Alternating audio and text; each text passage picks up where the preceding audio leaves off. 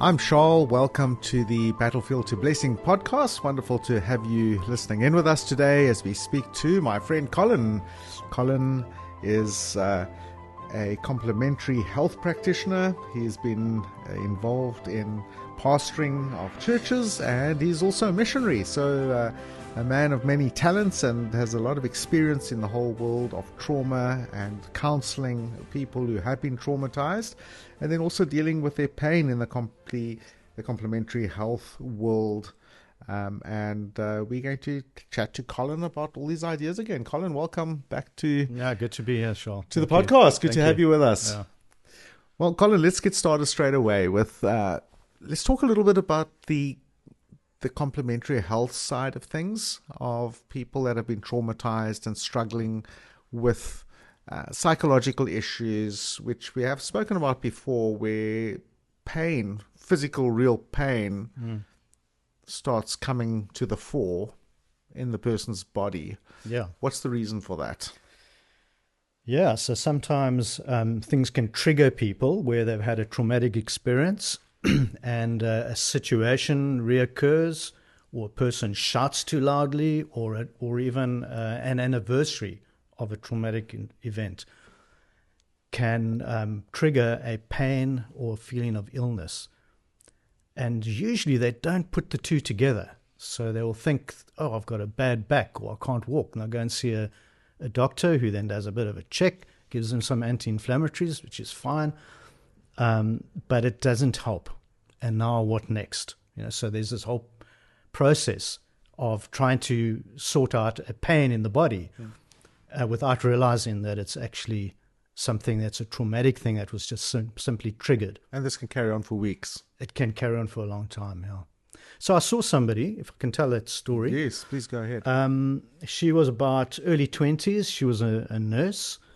And she came to see me, and she literally dragged her one leg behind her. She could hardly walk.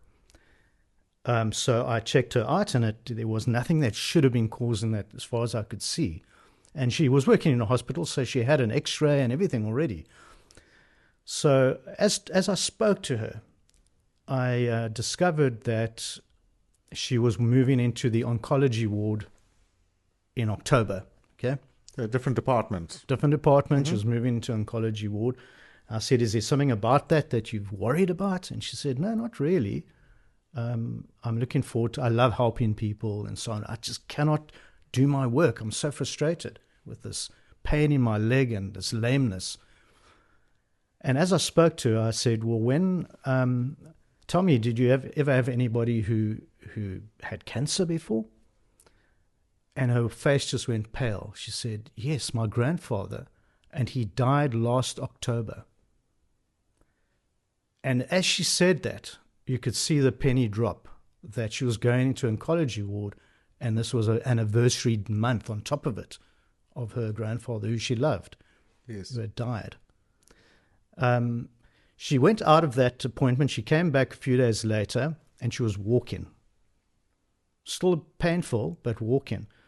I checked her out again. We spoke some more. I gave her a little video to watch on how this works in your body. And then after that session, half an hour, she said, oh, I'm late for an appointment. She ran to her car. I said, look at you running. And she said, no, I can't believe it. She wasn't aware of it immediately. For a long time, she couldn't work, and she was having to go home early. She couldn't handle the pain. From that pain. Yeah. Simply making the connection of the anniversary and the trauma.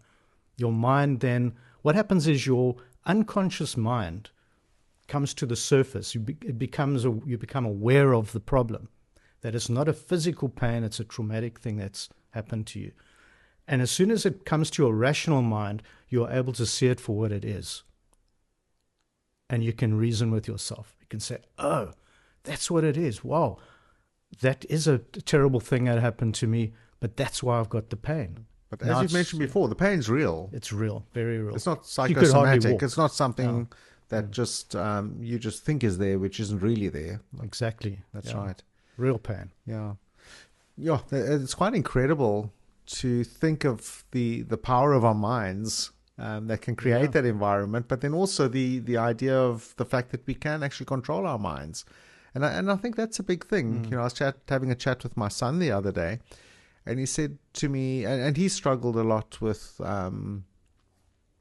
depression and things like that as a kid. And he said to me the other day, you know, nobody ever told me that I can actually control my mind when I was young.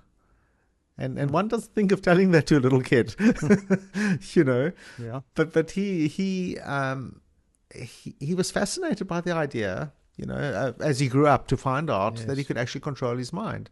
And I think that is sometimes we do think, well, our minds just go all over the place, and we think about all sorts of stuff, but we can stop thinking about the terrible things, and we actually can think about the good things. The question would be, is there any benefit to that?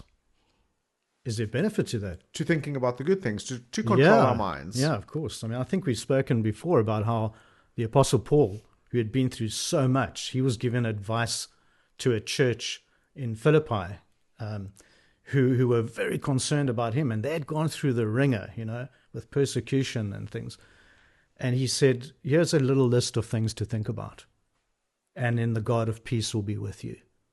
And the peace of God will garrison your heart and mind.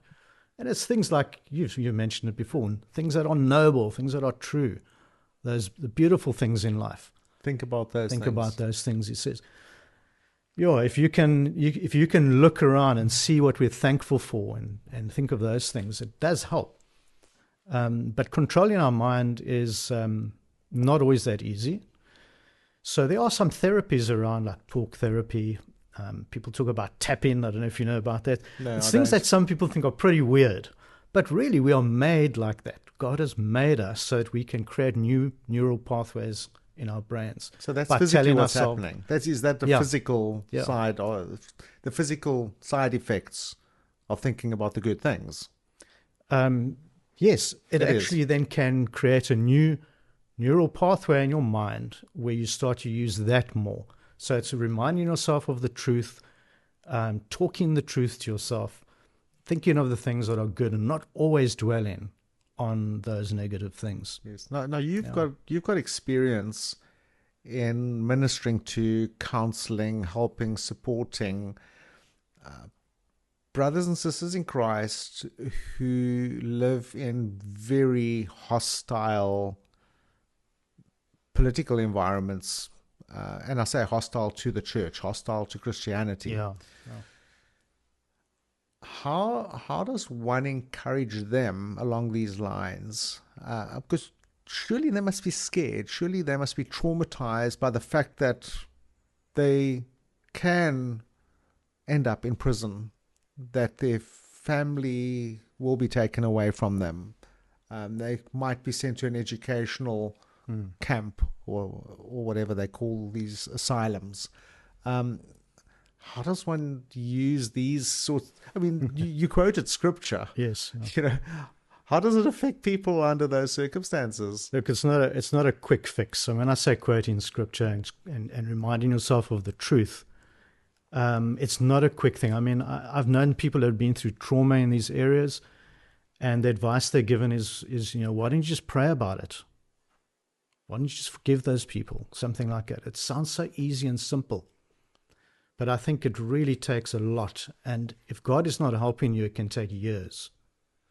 So these people you're talking about, they are in a communist country, and I spoke to some people this week. One young boy is 13. He went to a holiday camp in this country. And I said, okay, so what did you have fun? What kind of outdoors things did you do? And he said, well, we were on the 5th floor of a building for 5 days. We were not allowed out. We weren't allowed to go downstairs. We had to stay on our floor. 5 days, that's their school camp. That's the outing. Because if they had gone downstairs, some government official might have said, who are these people? And they would have been harassed by the government. It was a Christian camp. It was a Christian camp. Christian camp, yeah. So there were something like 50 young teenagers on the 5th floor of this building, sleeping and working. For their school What vacation. were they doing for the camp? They were going through 1 and 2 Samuel. Goodness. for 5 days. And that was such a cool camp, he said. But, it's interesting, the worry of being caught, they've just got so used to. So when you ask me about this, I'm They thinking learn to live with it. they've learned to live with it. And I spoke to a guy who was arrested because I was there one year, and they found out what I was doing, and they arrested him and interrogated him. Was he your host? No, I had He never wasn't. met him. He had arranged for me to come and do some work in this country, and I arrived, and the police were looking for me, and he was arrested and interrogated. When he was let out, he said, "Come, let's go for supper." And he invited me for supper. And I said, "Man, you guys can teach us so much, how you persevere and stand for the truth." And he looked at me and he said, "Well, I can teach you how to hide." I can teach you how to hide. We're good at that. And it's kind of as if it's become so normal for them that they're hardly traumatized. It's very strange. But I think if the situation changes and it's more relaxed, that's when these things might start coming to the surface. Understand what you're saying. Yeah. Yes. Then they'll start relaxing and realizing, wow, we've gone through a lot. Yes. It's quite interesting because even, while we are on social media today, we're learning a lot of new things that we've never come across before. But it's almost like there's a whole new world of sicknesses, illnesses, diseases that are psychologically related to trauma, which in our day we'd never heard of before, never experienced anything like that. And some of us were brought up pretty rough. Yeah. And we went to war when we were pretty young, Yeah. Yeah. And if I think of my grandfather who went into the Second World War, I mean, he was a teenager when he went. I've come across young child soldiers in the Congo who signed up. They literally said that their birth certificates were changed so that they could sign up to make it that they were older on paper to be able to go to war. And that's the recruiting kids and changing the paperwork. Well, I've got family members who went into the last war as underage, but falsified their documents so they could go and fight. That's right. Yeah, and so it's just crazy to think of these things. We're in such a sort of controlled environment, and I think we all being seduced into some kind of pacifistic idea of just nothingness almost. And so there seems to be very little fight left. And I'm wondering if we are not over-traumatized because we're not standing up for righteousness and truth like we should. Or, as you've mentioned, maybe thinking and concentrating on the good things. We're always thinking about the bad things. And if we're reading the news or we are on social media and there's a lot of that negative kind of those ideas, the fact is you can do nothing about it. If there's some trauma up in East Africa, there's nothing you can do about it in South Africa. Yeah. And those emotions and those ideas might be crippling us. Yep. Exactly. When we could be actually quite vibrant and getting on with the work God's called us to do. Maybe we've underestimated the power of the media today and social media as well, where we were created to be in a time and a space, in our village, handling the things of family and local. And now every young person and every adult is having to take on the world's stuff, and not that we feel responsible, but it's just there all the time. So there's a war in Ukraine or whatever, and you think, oh, is that going to cause this? Is it going to cause that? And what's going to happen to us if there's a nuclear war? So it's on people's minds. That's right. Without really realizing how much is on our minds. So we hear of an accident, we hear of shooting. I heard yesterday people were shot up in the Natal, that kind of thing. We've got the burning trucks. The trucks that are burning in our country at the Yes. moment. And you just think, what's going to happen? What happens if it comes to my house? Yes. So we live with that kind of Yes. stuff. Whereas if we didn't have that kind of news pumped into our ears all the time, we might think, wow, what a beautiful day. Yeah. What a pleasant day God has given us. It's not a matter of burying your head in the sand, but you can only handle so much. Yes. Sonia and I took the dogs for a walk this morning, and Sonia said, look over there. And I looked, what's going on? What are you showing me? Look how beautiful that street is with all the lovely trees. And I thought, that is just so amazing. Yeah. And I said to her, isn't it amazing while we're driving fast in our cars, we don't notice these things? Yeah, absolutely. And that's just exactly what you're saying, Yeah, a few years ago, I decided I'm going to put my radio off in my car. When I'm in my car, I'm going to have quiet time, because there's just so much noise in our lives. People reminding us of problems and whatever. And even the music today, it's very often quite negative, It's full of stuff that we shouldn't be thinking about. So I decided to switch the radio off. And after a while, I started to hear my own thoughts. And I was like, oh, okay. Who am I again? And, here I am riding along the R300, and this is where I am in time and space now. Yes. And let me just handle that. I think that's got enough problems of its own. that is such great advice. I had an editor that was helping me with my latest book, and I was concerned that she had to drive so far alone to come and work at my office. And she said to me, no, it is such a wonderful time to have me time all alone and quiet in the car for that hour or whatever it was, one way. Yeah. And I thought, this is a great way of looking at things. And she says, just to sit there and look at the forest as she's driving past or stuck in the traffic, and look at the beautiful sky. And I thought it's really great to have that attitude, Yeah. And but you don't even want to. Doesn't it come down to we've got to take care of ourselves, Yes. And you spoke earlier about people that went to war, and there's a whole generation now. I haven't had that kind of stuff, but there seems to be so many psychological issues of depression and so on. What's going on? And I think that's partly to do with it. The stuff that we have to handle in our heads. Yeah. Well, I think what really seems strange for me sometimes is that the people that really went to war, like my grandfather between 1939 and 1945, didn't seem to have the hang-ups that... Some did, but not too many. You'd not think too many more would.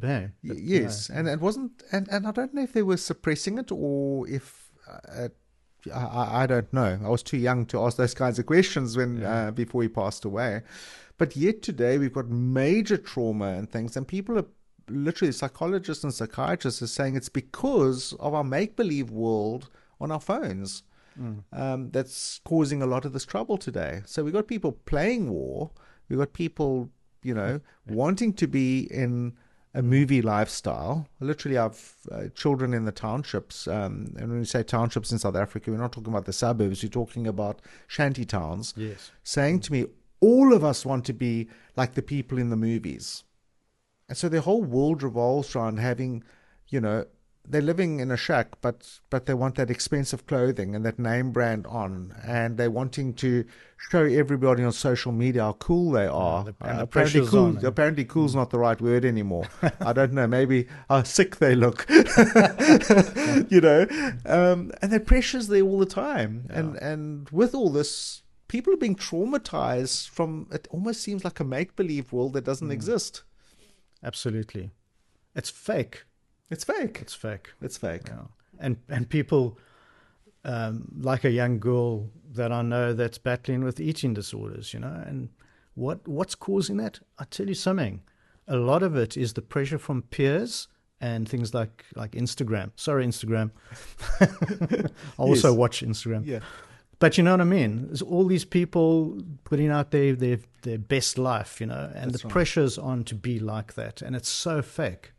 But at that age, they don't understand that. Yeah, it's very difficult to try and explain it to people too, because to them it's not fake; it's their reality. Absolutely, is it not? Yeah. Well, again, a great chat, Colin. I really enjoyed this. It was great chatting to you. I hope our listeners have learned something on how we, I suppose, have to live in reality and keep our minds conscious of the good things in life and concentrate on that. And sure. doesn't mean bad things aren't going to happen to us. Yeah. But how are we going to deal with it? Well, how are we going to think through this? Are we going to forgive? How are we going to live through these ideas? I think you've given us some great ideas.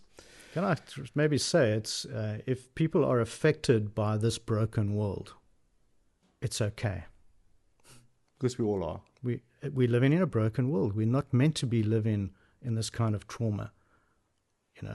So when we're affected, it just means that we are sentient people. We actually feel, which is not a bad thing, Yes. But we do need each other, and we need help when it comes to the point where we actually can't handle that brokenness, and it's affected us to a degree. And there are coping mechanisms. Yeah. Don't feel bad about yourself. Don't feel ashamed because you can't cope. You need some help, but you're living in a broken world, and it makes sense that you would be affected by it. Yeah. How does a person who calls himself a Christian, who's struggling with these things, sometimes they put more pressure on themselves because they know what Scripture teaches, they know what they should be doing, but they're really struggling. Just as a last question, what advice would you give to them? They're traumatized, they're on social media, they're on Instagram, they're wanting to live in this dream world. I think you're setting me up for an answer here. Their friends are all involved in the dream world. They feel they're not part of it. Yeah. Where do they go? What do they do? Wow, it would be so good to have some friends that actually will be able to give them good advice. If it's not parents, because often young people don't take that advice too easily. But to be able to speak sense and say, what we're going to do? We're not going to waste our time with this rubbish. We're going to keep clear of these things because we can see it's harming people. Yes. And just have a bit of a fast away from social media for a bit. I remember when my kids were very young, my one son one day came and gave his phone. Well, they weren't very young. They were teenagers at the time. My one son came and brought his phone to my wife, his mother, and said, just keep that for me, please. I can't deal with it now. Yeah.